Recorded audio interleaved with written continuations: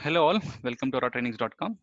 In this session, we'll just discuss about how do we customize or extend a standard report, and especially in our case, we want to highlight the discussion on the payment file format. Okay, so let's get into steps involved. So the first step involved in customizing the disbursement file format is navigate to the BIP, and in this one, if you observe the path shade folders, finance, payment, select the disbursement file format, click on more and click on customize. So make sure that when you say payment file formats, you may have a different set of functionalities involved. So in our case, we are considering the payment file format, disbursement payment file format. Click on customize. So this step, when you click on customize, what it will do is it will copy the same exact existing standard template to custom folder. So nothing but here, if you observe the shade folder slash, now it will become shade folder slash custom. So in this custom folder, the financial payment file is copied, disbursement payment file format, the first one. Okay, so by default it will copy only the template, it will not copy the data model. If at all, if you have a requirement to modify the data model, then what you have to do is you can just consider the existing standard data model, copy paste here and modify according to your requirement, and make sure that you select edit the template and such a way edit the template, and also make sure that it refers to your custom data model. Okay, now, so once that particular step is done, once your particular template file is a template, I mean to say like a report definition is available in the custom folder, what you do is click on edit. So in one more important thing is, like, when you're designing the payment file format, don't try to design it from scratch, because now let us say you have a requirement which is similar to the existing country, nothing but which is similar to the existing particular existing standard for file format. Nothing but in my case, I just consider the US NACHA generic one.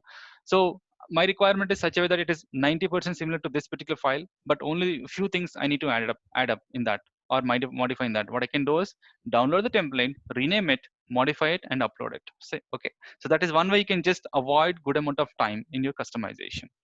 Or let us say, yeah, we'll consider another case, but now what you do is always validate the existing templates which are already available. Make sure that if any of them suits according to your requirement, then modify them and upload with a different name, so that you can reduce the time in development. Okay, so now once this is done, upload the template, and then once the template is available in your report definition, what you can do is define the main, so generally these are the techno functional configuration, either technical person can do or a functional person can do, or either way.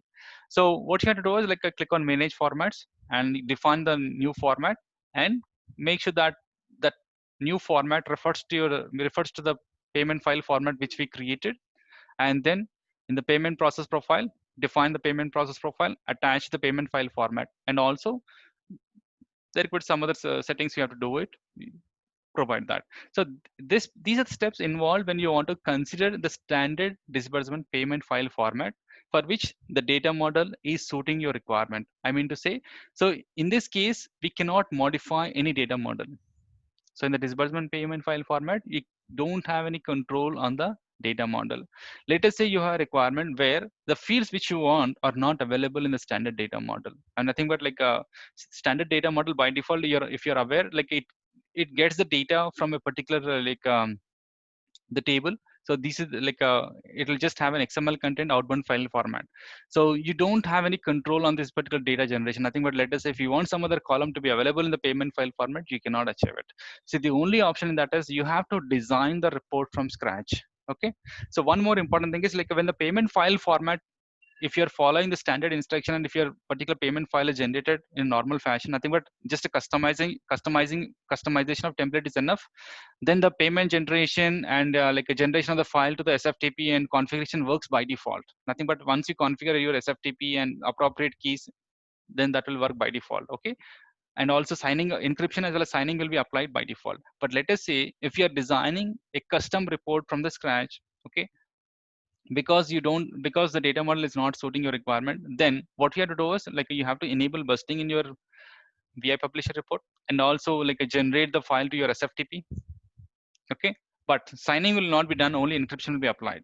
By default, BIP will not perform the similar signing what happens in the normal SaaS payment file format generation. Okay, so just consider this particular functionality when you are trying to design payment file format from the scratch. Okay, so these are the simple steps involved in customizing the standard report of the disbursement payment file format. Thank you.